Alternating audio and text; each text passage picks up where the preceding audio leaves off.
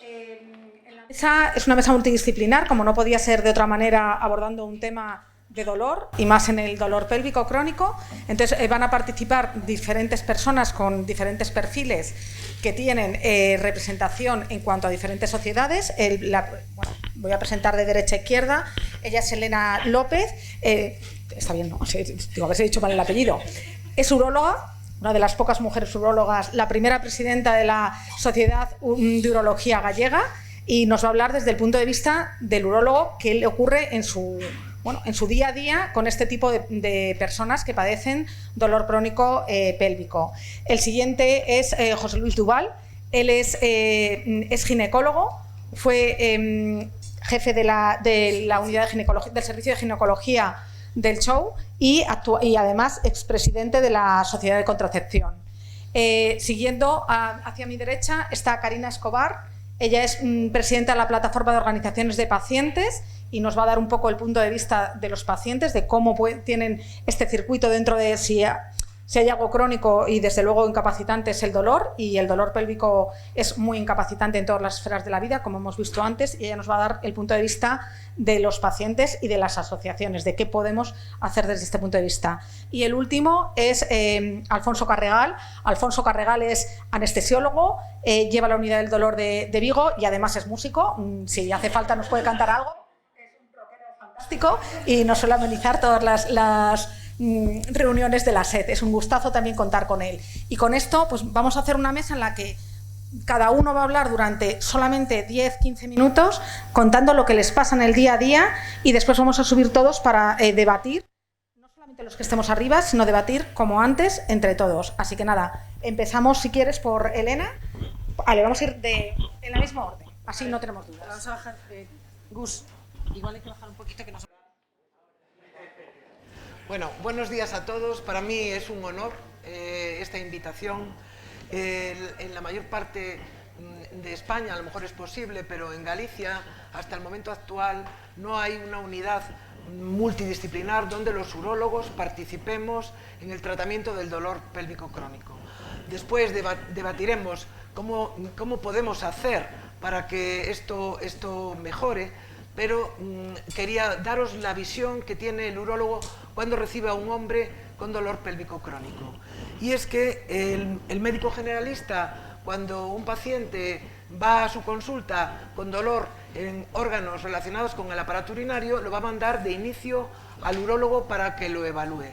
Y nosotros los urólogos, sobre todo los más jóvenes, trabajamos por guías. Veo que en la maravillosa guía de atención a los pacientes sobre el dolor, la evaluación del campo urológico está hecho sobre las guías urológicas. Entonces, nuestras guías nos dicen que el dolor pélvico crónico tiene una duración, como explicó anteriormente Inma, pero que es necesario descartar patología local, inflamatoria o infecciosa antes de considerarlo como dolor pélvico crónico. Eso hace que muchas veces el paciente queda retenido en la consulta de urología hasta que conseguimos demostrar que no tiene patología local, inflamatoria o infecciosa.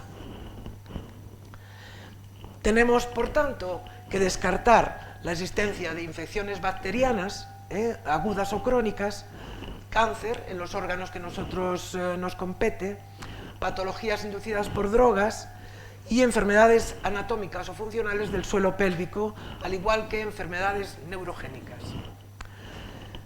La clasificación del dolor pélvico crónico, ya Inmaculada lo explicó previamente de una forma clara. Nuestras guías nos dicen que tenemos que intentar focalizar el dolor en un órgano y hablar del dolor pélvico crónico escrotal, peneano, uretral, vesical y intentar dar tratamiento específico frente a este órgano. Lo primero que tenemos que hacer es una historia exhaustiva en la que el 85% de los casos presentan disfunción sexual, síntomas del tracto urinario y problemas de defecación. Tenemos que hacer un examen físico para focalizar el dolor y nuestras guías dicen que con estos síntomas, con estos dos esquemas, podríamos realizar una clasificación de un principio si se trata de un dolor pélvico crónico primario o bien secundario a una enfermedad infecciosa tumoral que muchas veces se acompaña de dolor crónico. Una vez establecido de que se trata de un dolor crónico primario, tenemos que saber cuál es el órgano que realmente está más afectado, pedir colaboración con los distintos servicios, como expongo en esta diapositiva, y hacer un tratamiento previo a hacer un perfil fenotípico del paciente en 6 dominios según su clínica, que todos los que se dedican al dolor lo conocerán. Pero aquí establezco un punto de inflexión que para mí me parece muy importante, que es que muchas veces, en general, casi siempre, el dolor pélvico crónico primario no afecta a un órgano, sino afecta a varios órganos. Nuestras guías, afectando a un órgano, lo ven muy fácil, dando tratamiento específico a cada uno de los dominios, en la que, excepto el neurológico y el músculo esquelético, estaría incluido la unidad del dolor para derivarlo, y con ello tendríamos perfilado el dolor pélvico crónico. Pero la cosa realmente es mucho más compleja, y en el Congreso Americano de Urología de este año, y hay muchas publicaciones, intentan separar al dolor pélvico vesical, que es muy característico, y al dolor pélvico secundario, a la compresión del pudendo, que también es muy característico, y el resto de las entidades incorporarlo en 2 grandes síndromes, que es el síndrome de prostatitis crónica, dolor pélvico crónico, y síndrome del contenido escrotal crónico. En el síndrome de la prostatitis crónica, dolor pélvico crónico, este grupo de pacientes con una prevalencia similar a la que presentó Inma, que hizo una revisión mucho más exhaustiva que yo, pero es de una media de un 8% y lo compara igual a la prevalencia de la cardiopatía isquémica y la diabetes. Es el tercer diagnóstico geniturinario más común, además después de la hipertrofia benigna de próstata y del cáncer, y es el problema más común en los hombres menores de 50 años, con un gasto económico muy importante. Y este grupo de pacientes que padecen estas características de dolor estarían incluidos dentro del esquema de la clasificación de la próstata, de las prostatitis del National Institute of Health del 99, que hoy en día sigue en vigor, en el grupo 3, que serían las inflamatorias o no inflamatorias, en la que el diagnóstico lo haríamos por la presencia de leucocitos o no en el estudio de la prueba de los 4 vidrios, que posteriormente voy a hablar. En cuanto a la etiología, es una etiología multifactorial, infecciosa. Los libros hablan de infección criptogenética, y yo, que soy una apasionada de la microbiota, creo que va a ser el presente y el futuro de muchas de estas patologías en las que sí existe un fondo infeccioso, pero todavía no podemos saber cuál es. Inflamatoria, neurológica, endocrina o psicológica. Realmente son muchos factores los que van a influir en esta patología.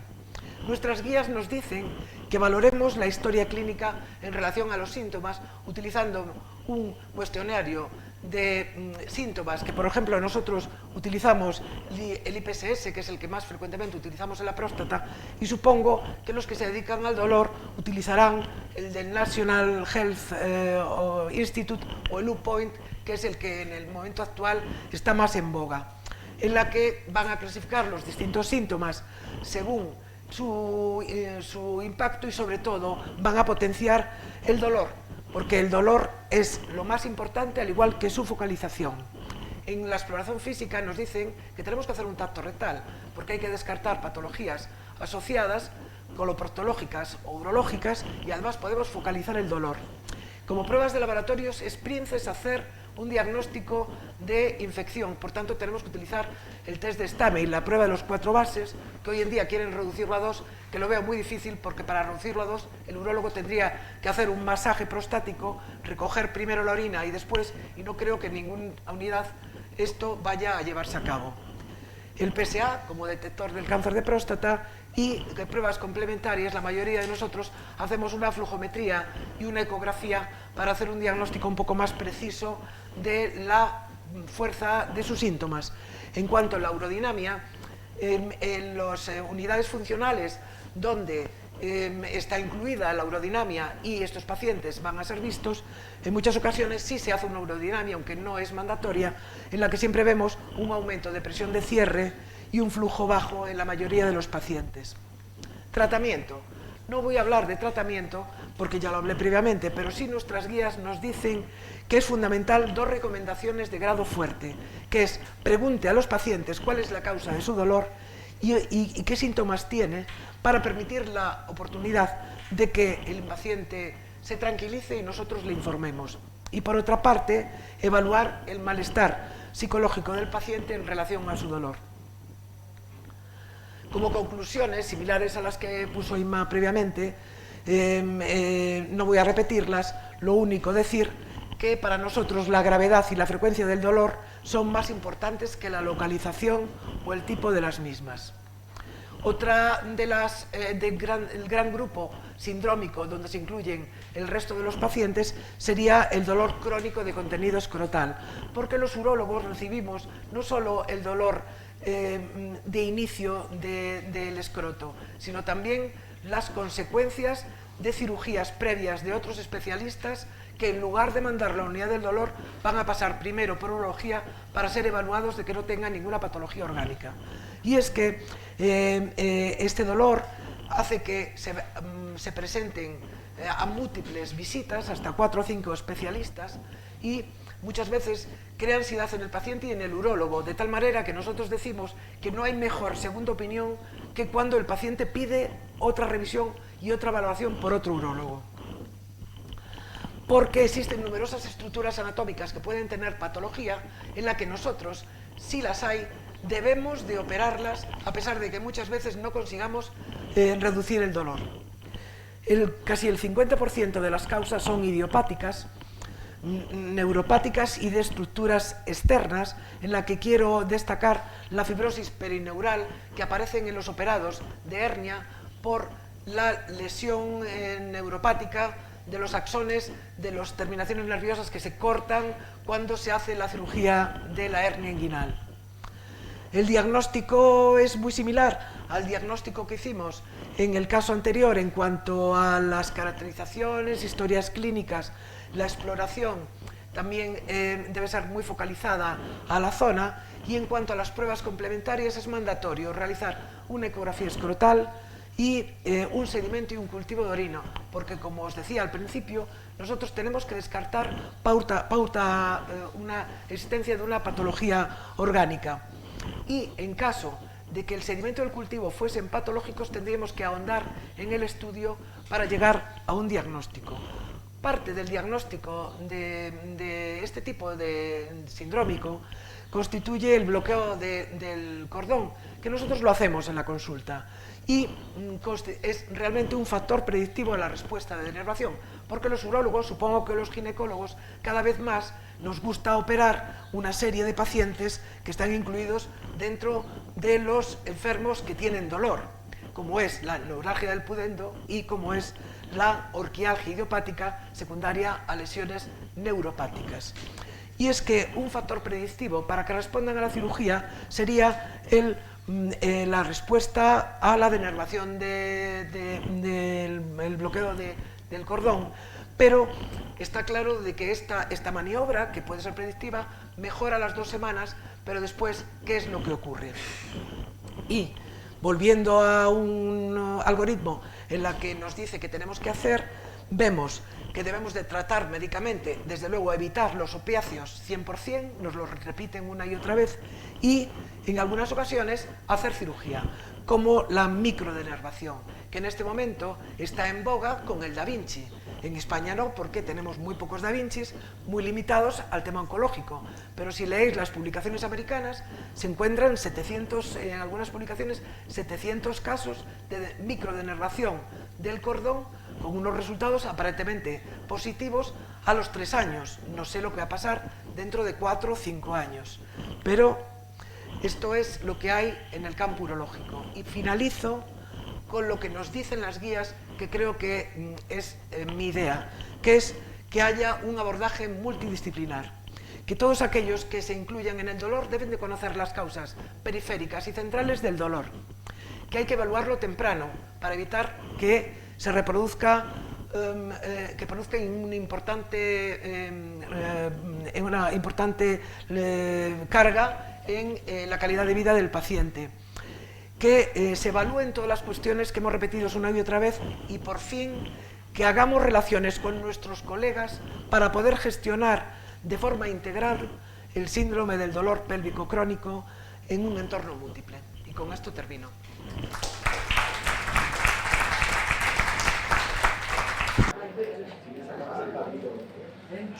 Buenos días.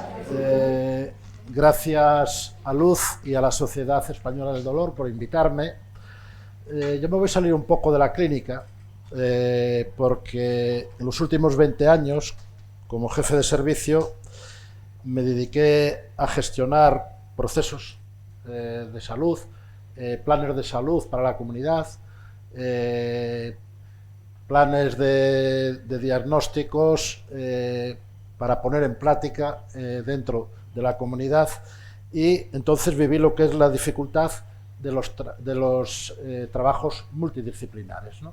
Y entonces lo que vengo aquí es a plantear que si vamos a hacer algo, que lo hagamos para que duren, que si vamos a hacer algo es para que midamos resultados y que tenemos que cambiar la estrategia de trabajar, porque si no, lo único que vamos a tener son islas en algunos hospitales, que a alguien le gusta mucho esto, pero que no va a tener trascendencia ni continuidad para el sistema y para fuera del sistema, porque hay que pensar que hay muchos pacientes y muchos profesionales que están fuera del sistema hospitalario público y que también hay un porcentaje de población que tiene que ser atendida en ese sentido. Esta es la definición sencilla desde la SEGO sobre el tema del dolor pélvico crónico, que inciden todos en lo mismo y no vamos a pararnos mucho mal. Lo que sí quiero es comparar esta definición de la SEGO con la definición más tradicional que se utiliza para las características del dolor pélvico crónico. El concepto de los 6 meses, que pueden ser 3, el concepto de dolor cíclico, ¿no?, que también es un debate que hubo durante mucho tiempo y que ahora parece que ya está bastante claro que se pueden enfocar los dos, y después realmente los síntomas asociados y un concepto que a veces creo que se nos escapa, que puede irradiarse más allá de lo que consideramos la pelvis, ¿eh? Y entonces enseguida el ginecólogo bate para arriba porque este es un proceso que en líneas generales se desprende del paciente para muchos sitios. Es un paciente que en líneas generales, salvo a que se dedique específicamente a este tema, no le gusta. Y entonces si se escapa más allá de la pelvis, pues a ver a dónde se lo metemos. Si al urólogo, si lo metemos al cirujano general, ¿dónde lo metemos? O a la unidad del dolor sin haber hecho un diagnóstico. La naturaleza persistente del dolor es lo que pone a la paciente en riesgo de centralización y desarrollo del dolor pélvico crónico. Y esto, para nosotros, para los ginecólogos, lo que aquí planteo es muy importante.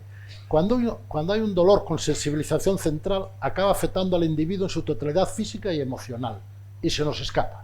Al ginecólogo eso, en general, se nos escapa ya.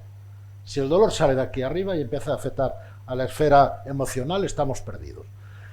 Y sabemos que un trauma tisular no resuelto produce en el sistema nervioso central un incremento de la excitabilidad neuronal, con un dolor espontáneo persistente con expresión en áreas afectadas por el dolor, alodinia e hiperalgesia. Y es muy difícil para el ginecólogo que no se dedica específicamente a esto, manejar esto. En general, cuando no vemos daño tisular, nos agobia mucho cómo manejarlo.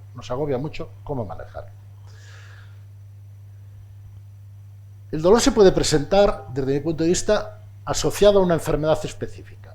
Bien, ahí el ginecólogo, en líneas generales, pocas veces posiblemente tenga que llamar a otras puertas. Posiblemente pare ahí el proceso, en muchos casos. Y Y ahí me refiero a la endometriosis, cuando hay un mioma comprensivo, cuando hay un prolaso que produce clínica, una dismenorrea primaria, una dismenorrea derivada de una endometriosis. Ahí lo tenemos claro. El problema que tenemos es cuando nos tenemos que mover en el dolor pélvico crónico cuando no tenemos un daño tisular. Cuando no tenemos un daño tisular, ¿por qué tiene dolor? ¿Por qué tiene dolor? Y a veces, y con mucha frecuencia, la verdad es que decimos, está mal de aquí, está mal de aquí. Y ponemos una etiqueta complicada de manejar, porque las historias quedan, lo escrito queda, y si además no tenemos nada que podamos resolver de una forma eficaz y rápida, vamos a tener problemas en el manejo de los pacientes. Antes de ponernos a plantear cómo vamos a hacerlo, tenemos que definir los circuitos asistenciales que queremos hacer. Entonces, podemos hacerlo desde las causas de dolor pélvico que manejamos nosotros. La endometriosis, el síndrome de dolor vesical, en el cual competiríamos muchas veces porque no sabemos qué es un síndrome de dolor vesical hasta que llega la consulta y empezamos a explorarla y empezamos a hacer una historia. Entonces, ya esa parte la derivaríamos al urólogo. La vulvodinia, un tema difícil de manejar para el ginecólogo general, muy difícil, porque no hay lesión tisular en la mayoría de los casos, no hay lesión tisular. ¿Y cómo lo manejamos? Pues no sabemos, y empezamos con lo que tenemos a mano, pues una crema de estrógeno si es menopáusica, una crema con un componente anestésico local, lo cual supone que la pareja tiene que usar un preservativo, porque si no también tiene insensibilidad peneal en el momento de la relación. No sabemos muy bien cómo manejarlo. La neuralgia del pudendo, en general, no la sabemos explorar los ginecólogos. Ya cuando tenemos un dolor que empezamos a explorar y sigue teniendo dolor, tiramos de resonancia. Tiramos de resonancia, lo cual supone gastos que en la mayoría de los casos pueden no estar bien documentados. El dolor de causa desconocida, pues ni en la historia ni en la exploración encontramos nada que nos lo justifique. El síndrome de intestino irritable, bueno, pues ya tenemos a quien mandárselo, al cirujano. El dolor musculoesquelético del suelo pélvico, pues explorar los puntos gatillos. Pues ¿y por qué se produce ese dolor? Pues es que, claro, pero es que ese dolor a lo mejor es un dolor que viene ya desde el parto con forceps de hace 20 años, o con ventosa, o de un parto muy traumático, o ni siquiera ni eso. Y los trastornos del dolor uterino crónico, que en la mayoría de los casos posiblemente ahí nos acabemos manejando entre la analgesia y, si no va, plantear una esterectomía y se acabó. Entonces, tenemos mucho que mejorar desde el punto de vista de la ginecología en general en este sentido. Primero, para empezar a resolver ese problema, tiene que haber un programa de formación específico en este campo, que no lo hay.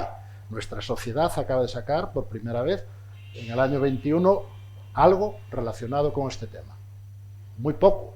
Y en los planes de formación, yo estuve 10 años en la Comisión Nacional de la Especialidad y este concepto no se manejaba. Habrá que definir la entrada en el proceso. Criterios de derivación al ginecólogo. ¿A quién? ¿Al ginecólogo general? Por lo que hemos visto, no, porque no va a saberlo manejar. Tendremos que definir a una consulta específica, pero si tenemos esa consulta específica, tenemos que dotarla de profesionales, que no dependan de un solo profesional,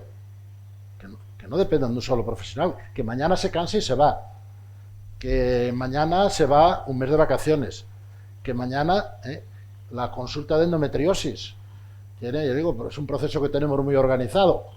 En julio y en agosto hay que cerrarlo. No podemos funcionar así. Establecer los criterios de derivación a la unidad del dolor, a fisioterapia, a salud mental y a otras especialidades. Pero cuando tú organizas todo esto, tienes que contar que la unidad de fisioterapia te va a dar respuesta antes de un año. La lista de espera en estos momentos Cuando tenemos una mujer de patología del suelo pélvico, estamos en 9 meses. En 9 meses. En 9 meses. Y coordinación y compromiso de los distintos especialistas en el dolor pélvico crónico para un diagnóstico precoz y aplicar un tratamiento multidisciplinar. Es decir, la multidisciplinaridad es que ante un problema hay distintas disciplinas que van a intervenir o pueden intervenir en él. Pero tenemos que definir cuándo, cómo y en qué tiempo. Cuándo, cómo y en qué tiempo. Y eso tenemos que garantizarlo. No se puede poner en marcha un sistema en una estructura pública que no seamos capaces de, una vez puesto en marcha, darle continuidad. Y eso tiene que quedar definido cuando nosotros nos planteamos este tipo de planteamientos. Porque al ginecólogo le puede interesar mucho que haya una unidad de dolor pélvico crónico, pero al jefe de rehabilitación a lo mejor es lo que menos le interesa. Y el profesional que pueda tener asignado, los profesionales, pues en un momento determinado los va a dedicar a otra cosa.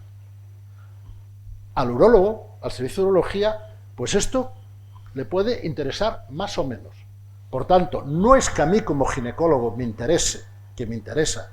Si yo quiero montar la asistencia a un proceso crónico en que participan otras especialidades, todos tenemos que participar de ese interés común. Porque si no, creamos islas en los hospitales y lo peor que se puede crear son islas en la asistencia concreta a cualquier proceso. Problemas: falta de capacidad diagnóstica en algunos procesos, tenemos que admitirlo, que tenemos de momento carencias, sobre todo donde no se objetiva una lesión. ¿Qué capacidad tenemos de asumir demanda? Coordinación entre distintos profesionales. Habitualmente el paciente viene de fuera del hospital, se maneja en el hospital y sale del hospital.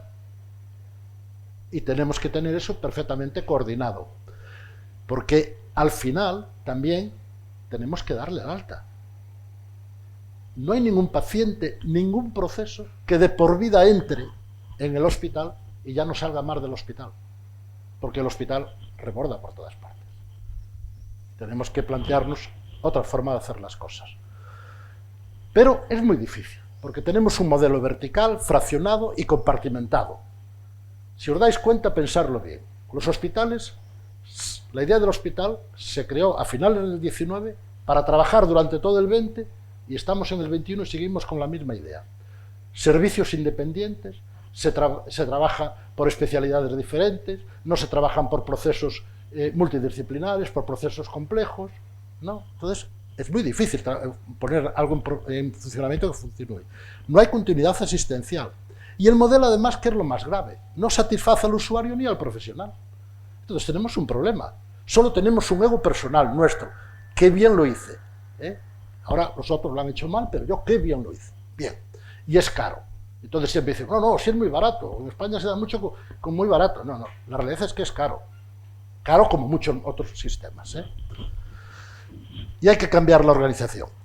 Hay que convertirse en una organización horizontal y transversal, con un objetivo común: satisfacer la necesidad de salud de la población. Que el hospital no es nuestro, el sistema de salud no es nuestro de los profesionales, es de los pacientes, y esa idea tenemos que cambiarla. Con una atención cercana, resolutiva, reduciendo tiempos de espera y en la estructura sanitaria más próxima al paciente. ¿Cuántas veces habéis oído?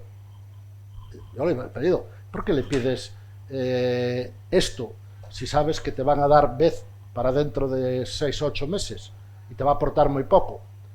Dice, bueno, no es mi problema, yo creo que hay que pedirlo. Es la administración quien tiene el problema lo tiene el paciente, que tardan 8 meses en hacerle esa prueba y tú no estás haciendo nada de momento. Hasta ahora medíamos cantidad, número de visitas, número de altas, lista de espera quirúrgica y lista de espera de consulta. Esto es lo que medíamos. Pero no sabemos si lo estamos haciendo bien, si somos eficaces, efectivos o eficientes. Y sobre todo, ¿estamos dando calidad asistencial? Lo analizamos. Paso rápido, porque me estoy pasando de tiempo. Eficacia, efectividad y eficiencia en cualquier cosa que queramos hacer. Esto tenemos que tenerlo en mente cuando pongamos en marcha cualquier proceso asistencial. Definir la calidad sanitaria. Porque si no, no sabemos si lo estamos haciendo bien o lo estamos haciendo mal. Y la calidad no se puede presumir ni dar por sentada en virtud de la cualificación técnica de quien administra el servicio. No, es que bien ha quedado operado, es que soy buenísimo yo en esto, o que bien interpreto yo tal. Esta es una condición necesaria, pero no suficiente para obtener un servicio de calidad. Para poder afirmar que trabajamos con criterios de calidad, es imprescindible definir la calidad que queremos obtener, controlar los niveles alcanzados y desarrollar acciones de mejora de esa prestación que estamos dando. Tenemos que analizarlo todo, si no, no vale para nada. Hay que establecer indicadores de calidad para cualquier proceso, para este también. Y lo que decía antes, somos caros, no lo digo yo. Una editorial de Lance, las prácticas clínicas inadecuadas consumen entre el 25 y el 33% de los presupuestos sanitarios de todos los países del mundo, incluido el nuestro. Y si entre el personal médico y el personal de enfermería somos responsables del 70% del gasto en sanidad, algo tendremos que plantearnos. Esto también es muy importante, no hacer declaración por la calidad de las sociedades científicas de España en el 2013. Lo que no ha demostrado eficacia, no hay que hacerlo, o lo que tiene escasa o dudosa efectividad o no son coste efectivo. Debemos de cumplirlo. Y tenemos un problema en el mundo occidental, el exceso. En los países del primer mundo se ha adoptado en asistencia sanitaria la cultura del exceso. Se diagnostica en exceso, se trata en exceso y se promete en exceso. Y después creamos expectativas que no se pueden cumplir y vienen muchas situaciones de desconfianza con el sistema o con los propios profesionales. Y para terminar, hay que documentar. La documentación de un sistema de calidad tiene que basarse. Diga lo que hace. Yo quiero ver lo que hace una unidad de dolor pélvico crónico. ¿Qué hace? Justifíquelo, lo que hace. Haga lo que dice que hace y demuestre. Si hacemos esto, estaremos en condiciones de mejorar, de evolucionar, estaremos más contentos y los y las pacientes estarán mejor. Muchas gracias.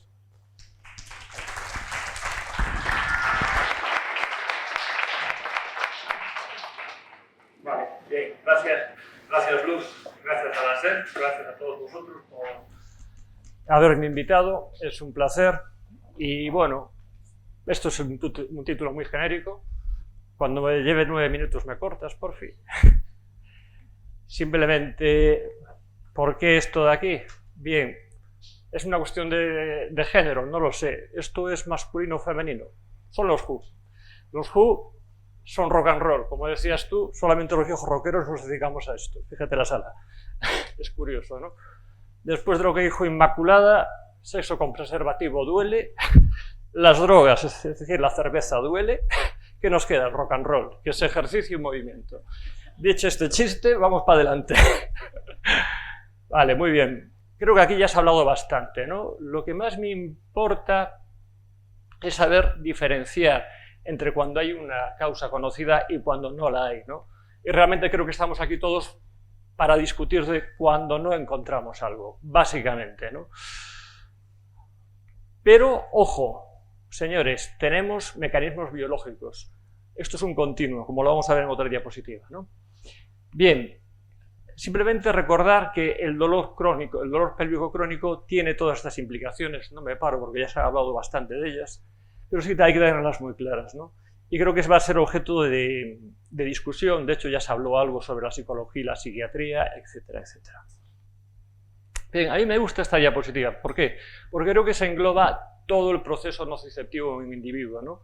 Aquí estaría lo más lo más biológico, los receptores, la transmisión del dolor, y aquí quizás estaría el componente más psicosocial, ¿no? Es decir, cómo somos, cómo es la sociedad, cómo es nuestro conocimiento, qué pensamos. El famoso exceso que hablabas tú ahora también está aquí, ¿no? Se nos bombardea con el exceso y esto modifica, plastifica nuestro cerebro y nos hace dar unas respuestas diferentes. El sistema límbico son las emociones y las conductas que están claramente alterados en muchos tipos de personas que atendemos con este tipo de dolor, ¿no? Por eso, sobre esta base tenemos también todas estas cuestiones que pueden modificar el dolor, la genética y la forma de ver el mundo. En esta parte de la diapositiva es la que más me gusta. ¿Por qué? Porque quizás a veces la puedo manejar con cierta facilidad. Es la física de Newton y es la dicotomía de Descartes, ¿no? Es decir, todo está muy claro. Yo si tengo un apendicitis, está claro, lo opero y lo resuelvo. Si tengo un trombo en una arteria o una vena, lo puedo resolver. Y así ha funcionado la medicina, como decías tú. Empezó en el siglo XIX, en el siglo XX funciona así. Pero ahora, señores, estamos con los mismos conceptos aquí. Y lo estamos intentando aplicar para resolver problemas y no funciona. Y estamos todos frustrados. Los pacientes porque no se encuentran soluciones a sus problemas, y nosotros como médicos porque nos vemos desbordados. Hemos aprendido mucho de esto que es fácil, y aquí estamos con Heisenberg, la incertidumbre. El electrodo puede estar arriba, abajo, a la izquierda, a la derecha y todo al mismo tiempo. Y un paciente con dolor crónico pélvico exactamente igual. Por eso nos despista y nos lleva a la frustración. Esto ya se ha hablado en cierto modo. Es muy interesante cuando estamos ante un paciente con dolor pélvico crónico, un poco pues poder definir estas cuestiones para poder enfocar adecuadamente el diagnóstico. Tampoco me voy a parar porque ya hemos hablado de esto y después sí que hay lugar para hablar de ello si la gente lo considera. Aquí tendríamos un esquema sencillo, teórico, diagnóstico, para poder llegar, bueno, pues con cierta claridad hasta los puntos finales e intentar buscar una solución más adecuada, que a veces es factible y otras veces es imposible. Ahora me voy a parar aquí un momentito en esta cuestión, porque es lo último que me está comiendo un poco la cabeza junto con el rock and roll, que es la taxonomía del dolor, ¿no? Y lo he puesto así: el nociceptivo el bueno, el neuropático el feo y el nociplástico el malo. ¿Y por qué? Bueno, ahora me voy a aprovechar ya para decir que, como especialista de unidad de dolor, ¿qué podemos aportar a todo esto? Pues lo voy a hacer bajo el punto de vista de la taxonomía. Es una forma como otra cualquiera de hacerlo, ¿no? Bueno, aquí simplemente poneros que existe una cierta posibilidad de poder llegar también al diagnóstico del dolor nociplástico, ¿no? Es decir, hay gente que no está de acuerdo con la definición de dolor nociplástico. No creo que sea el momento de discutir si estamos o no en eso, simplemente que es una opción más que debemos tener en cuenta y que en cierto modo tenemos una cascada diagnóstica para poder aproximarnos a si ese paciente puede tener o no un componente nociplástico, que para mí es importante el poder detectarlo, ¿no? ¿Por qué? Bueno, a veces me gusta tomar distancia con el problema. Los médicos de unidad de dolor estamos muy acostumbrados somos intervencionistas, con el intervencionismo lo arreglamos todo, hacemos un pinchazo aquí, ponemos un electrodo allá y todo es maravilloso y todo tiene evidencia, ¿no? Pero de vez en cuando también es bueno que la gente que está fuera del dolor nos critique, ¿no? Y aquí, por ejemplo, el Lancet, que suele ser una revista de internistas, pues bueno, ha visto lo que está sucediendo con los diferentes tipos de dolor y dice, bueno, señores, para el dolor nociceptivo hay cosas que pueden funcionar, pues están aquí en verde las cosas para el dolor nociceptivo que pueden funcionar, y algunas de esas cosas, que digo yo el dolor bueno, porque es el que activa los nociceptores, pues sí que tenemos cosas, bloqueos somáticos, bloqueos de nervios, podemos instalar sistemas de neuromodulación como bombas y electrodos, y bueno, algo podemos hacer para el dolor nociceptivo. Es decir, nos llega un paciente con dolor pélvico crónico y tiene un componente muy nociceptivo, pues hasta mejor lo podemos ayudar, y la experiencia que yo tengo es que sí, que muchas veces sí, es cierto, es correcto, ¿no? Vale, dolor neuropático, daño del sistema somatosensitivo. ¿Qué nos dice la revisión del enlace sobre esto? Pues sí, también podemos aportar cosas, ¿no? Lo mismo, bloqueos nerviosos, podemos poner también los electrodos, las bombas de infusión intratecal, o podemos poner sistemas de neuromodulación. Esto es una visión muy global. Después, si queremos, podemos. Hay muchas más técnicas, evidentemente, pero quizás estas sean las que tengan un poco más de evidencia, ¿no? Pero ahora llegamos al malo, ¿no? Al que nos mata o el que nos quiere hacer suicidar, etcétera, etcétera. Que, como veis, hay una alteración clarísima en el procesamiento central del dolor. Y quizás el buque insignia del dolor nociplástico sea la fibromialgia, ¿no? Hay otras muchas causas, ¿no? Pero ¿qué nos dice aquí sobre qué podemos realmente utilizar con cierta evidencia en el dolor nociplástico? Pues ya lo veis, el ejercicio, intervenciones sobre la conducta y algún fármaco. Es decir, aquí estamos viendo lo importante es que ser multidisciplinar. Si no tenemos capacidad de modificar estos aspectos del dolor, y posiblemente un médico de unidad de dolor no tenga el conocimiento para hacerlo, ya tenemos ahí un hueco, y ya tenemos una razón para ser multidisciplinares. Dicho esto, tengo que decir que trabajo en una unidad de dolor cuya área sanitaria aproximadamente son 450.000 habitantes y somos unidisciplinares. ¿Tiene sentido? No. ¿Me gusta el modelo de te mando a la psicóloga? No, porque no está incluida en el equipo de trabajo. Y eso no me gusta. ¿Es lo que hay? Sí es lo que hay, pero no me gusta. Sigo. Vale, esto es un artículo muy reciente sobre dolor pélvico crónico, donde lo que más me interesa destacar es que aquellos pacientes que tienen dolor pélvico crónico, pero tienen además componente neuropático y nociplástico, son los que más sufren. Son los que más sufren. Y los que tienen simplemente un dolor de componente nociceptivo, digamos que entre comillas son los que menos sufren. Ya estoy acabando. ¿Por qué traigo esta diapositiva? Bueno, por lo que funciona y lo que no funciona. En nuestro hospital tenemos una unidad de patología del pudendo. Costó mucho ponerlo en marcha, muchísimo. Había muchos egos y hasta que se fueron unos cuantos egos no pudo funcionar, ¿no? Básicamente es muy fácil, se incluye en una lista de espera centralizada con una resonancia magnética, por definición. Hay una reunión clínica donde hay neurólogos, gente de la unidad del dolor, cirujanos y radiólogos intervencionistas, y si se sospecha que puede ser una patología del nervio pudendo, se pide un bloqueo por TAC, así de simple, ¿no? Vale, una vez que pensamos que puede tener un dolor asociado a un atrapamiento del nervio pudendo, se pasa a la unidad del dolor para intentar el manejo mediante técnicas. También es cierto que aquellas personas que no pasan el corte pasan a nosotros. De aquellas personas que tienen diagnosticada una neuropatía del pudendo y que no mejoran de una forma clara con estas técnicas, pasan a cirugía, se evalúa y se pasa a la intervención. Aquí simplemente los números. Simplemente lo traigo más que nada para que veáis que sí, en este caso, curiosamente, es cuestión de género. O sea, hay más mujeres implicadas en este tipo de procesos que hombres, tanto en el diagnóstico preciso de neuropatía de pudendo, como el número de intervenciones que se practican, como en las personas que tienen dolor pélvico pero no tienen un pudendo, o aquellas que están pendientes de realizar el estudio, donde predominan las mujeres sobre los hombres, ¿no? Y a continuación, no traigo la endometriosis, ¿por qué? Porque no funcionó. Punto en pelota. ¿Por qué no funcionó? Porque no tenemos una buena rehabilitación de suelo pélvico. ¿Por qué no lo tenemos? No lo sé, pero no lo tenemos.